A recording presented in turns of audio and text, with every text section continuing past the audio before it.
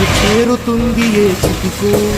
రైతు రైతు రైతో పాడుగాను నీ రాతో, మెతుకు మెతుకుపై నీ పేరున్న మెతుకులాట నీ బతుకు చివరకు చేరుతుంది ఏ చితికో.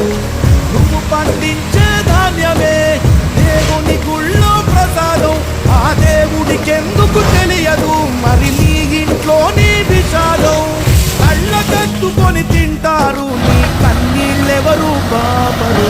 రైతు రైతు రైతో పాడుగాను నీ రాతో, మెతుకు మెతుకుపై నీ చెమటున్న బతుకులాట నీ బతుకు చివరకు చేరుతుంది ఏ చితికో.